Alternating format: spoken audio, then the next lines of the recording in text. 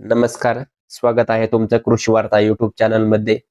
शरद पवार पक्षाचे आमदार जयंत पाटील यांनी काल विधानसभेत शेतकऱ्यांच्या विविध प्रश्नावर चर्चा केली.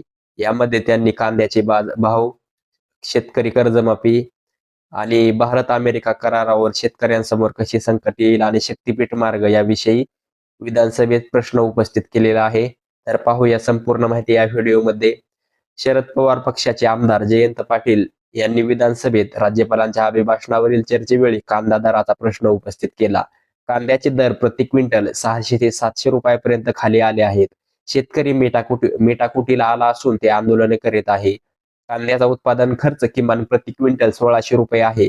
त्यामुळे कांदा उत्पादकांना 2000 रुपये दर मिळायला पाहिजे अशी अपेक्षा त्यांनी व्यक्त केली आहे. कांदा निर्यातीचा प्रश्न अद्याप सुटलेला नाही.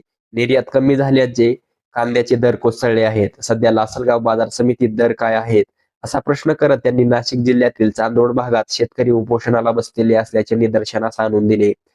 सरकारकडे कर्जमाफीसाठी पैसे नाहीत.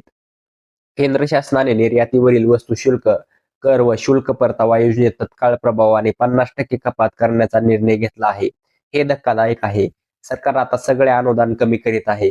सरकारकडे कर्जमाफीसाठी पैसे नाहीत. सरकार शेतकऱ्यांच्या अनुदानात वाढ का करत नाही असा त्यांनी प्रश्न विचारला आहे. तर यानंतर भारत अमेरिका करार शेतकऱ्यांसमोर कसा संकट ठरत आहे हे या व्हिडिओमध्ये प्रश्नात त्यांनी सांगितले आहे. आपली 15 ते 16 लिटरची गाय आणि अमेरिकेत 600 ते 60 ते 70 लिटर दूध देणारी गाय, तिथला 2000 एकरावर सोयाबीन करणारा एक शेतकरी आणि 2 एकराच्या शेतकऱ्याशी आपले शेतकरी कशी स्पर्धा करणार असा त्यांनी प्रश्न उपस्थित केलेला आहे. जर या भारत अमेरिका करार जर झाला तर या 0% आयात झाली तर फार मोठे संकट महाराष्ट्र आणि देशातील शेतकऱ्यावर येणार असल्याचे त्यांनी नमूद केले. शक्तीपीठाचे रेखांकन का बदलले असा प्रश्नही त्यांनी केलेला आहे. शक्तीपीठ महामार्गाविषयी त्यांनी भाष्य केले. शक्तीपीठ महामार्गाचे रेखांकन बदलले आणि तुम्ही हा महामार्ग माझ्या मतदारसंघातून घातला. यामुळे आता या विरोधात जिल्ह्यातील सगळे आंदोलन सुरू झाले आहेत.